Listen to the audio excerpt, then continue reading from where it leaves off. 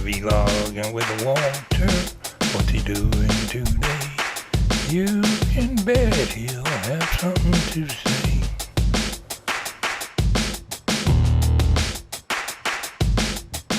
One of my friends, Pwalpar here. I think today I'm going to vent a little bit about Native Americans and the poor way they were treated in the past and probably still today. I'm inspired by a young man who's one of my viewers, lives on a Cherokee reservation. I see a hawk has been here and got one of my doves. There's feathers everywhere.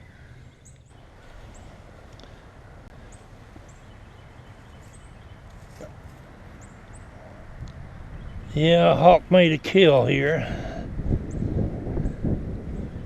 Feathers in several places. He was dragging me around here as he was ripping his feathers off. Or those came off when he attacked him, I'm not sure. It seemed like there'd be more than that, but then again, the wind has been blowing. Most of the feathers have blown away. When a hawk attacks, he don't eat the feathers. He'll pull them off. They've blown off across the property somewhere, but it made a kill right here. Those feathers stuck to the ground, and those are... Yeah, that was a dove. I don't have a lot of doves here. I have two different kind of doves. I have the native doves that are native to this area. We also have the Eurasian doves around here, which are not quite as common, but they're a much bigger bird. And I had a few of those, but I think the hawks get them quicker than they do the native doves, morning doves. Anyway, back to my story. The young man posts his comments on my page under the name of Running Bear. It's on the Cherokee Reservation in Cherokee, North Carolina. I'll share a comment he made on my page. But I want to share a story with you first. It relates to my wife. She was a city girl.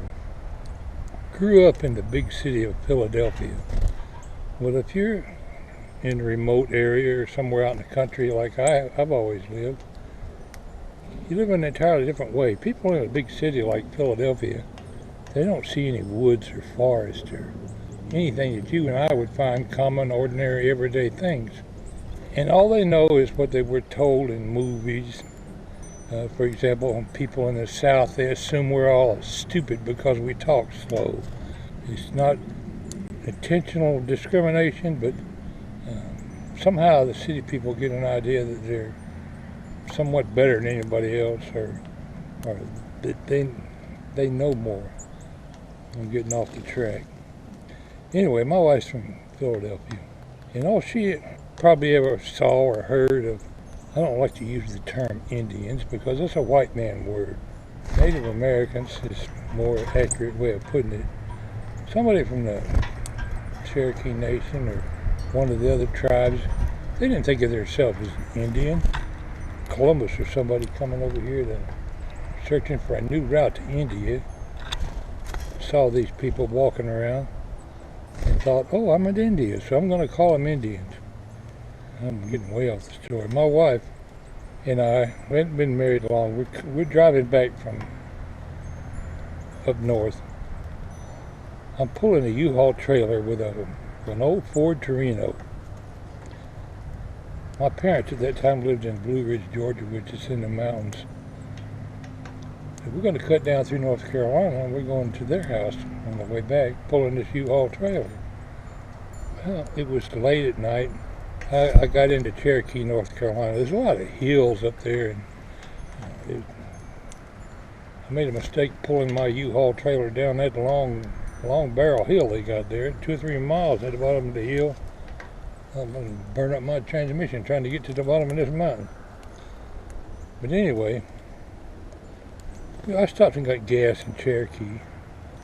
Man came out and pumped gas in the car, and I talked to him for a little while and got in the car and going on down the road, and my wife said in the spur of the moment, I thought we were going to go and see some Indians. I said, Indians? Yeah, wasn't that Cherokee, North Carolina back there? Yeah, don't they supposed to have Indians there? Yeah. Sure they do. What are you talking about? Well, I didn't see no Indians. And I started laughing. I said, what do you mean you didn't see one? Who the hell do you think pumped gas in our car a while ago?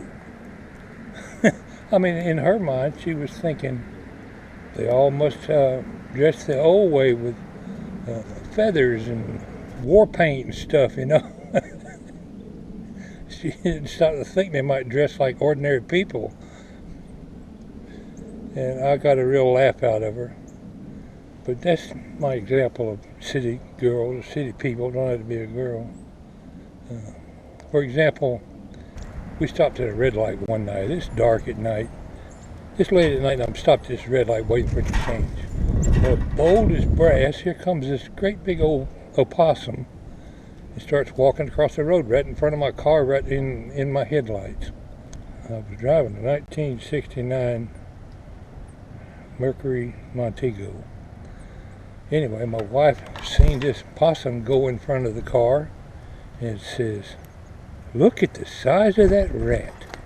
I about fell over in the car laughing. And I got to thinking, well, living in the city is probably the only kind of animal she's ever seen is a rat. If you think about it, a possum is kind of shaped like a rat. And that was what she thought. It was a huge rat. It said, look at the size of that rat. Yeah. Anyway, I thought I'd share that with you. And in the future vlog, I'm going to speak some more on my little Cherokee buddy up there in Cherokee, North Carolina. But I wanted to share that with you today as I'm out here feeding the birds. Thanks for listening.